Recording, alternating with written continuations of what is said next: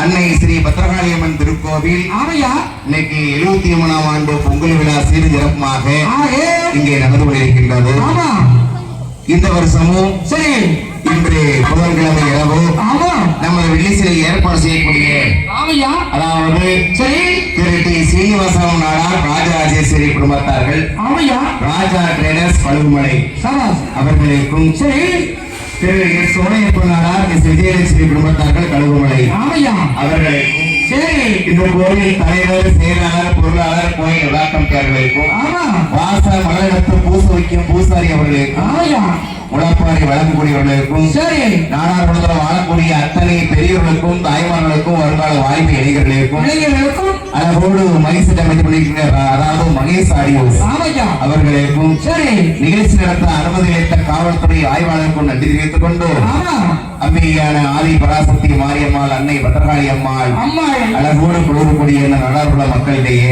ஆமையா அம்மாளுடைய திருக்கதையை பாட போறோம். ஆமா இன்னைக்கு கோயில் இல்லாத ஊர்ல குடியிருக்கலாம் இருக்காங்க. ஆமையா ஆமையா அப்படியே கோயில் இருந்தாலும் சரி அந்த ஆத்தா ஈஸ்வரி வாசலில ஆமா 1000 ஆட்டமாட்ட வச்சாலும் ஒரு நாளைக்கு வில்லுப்பாட்டு ஏன் வைக்கணும்? எதுக்கு? அந்த ஆத்தாளுக்கு வில்லுப்பாட்டுன்னா உச்சியில இருந்து உட்கார்ந்து இருப்பாங்க. ஆமையா அவளுடைய திருக்கதியை பாட பாட அப்பேற்பட்ட அம்மாள் அம்மாள் இன்னைக்கு ஆதி பராசக்தி மாரியம்மாள் ஆமா அன்னை பத்ரகாளி அவர்களுடைய இந்த வாசலில சரி அவருடைய பிறப்புகளை படிக்க போறோம். ஆமா நாங்கள் படிக்கக்கூடிய கதையிலே சரி எந்தவித சொற்குற்றம் ஒரு குற்றம் ஆட்குற்றம் வந்தாலும் வந்தாலும் குற்றத்தை நீக்கி நீக்கி ஏன் மணிக்குன்னா தொடர்ந்து வில்லுப்பாட்டு ஆமையா ஆக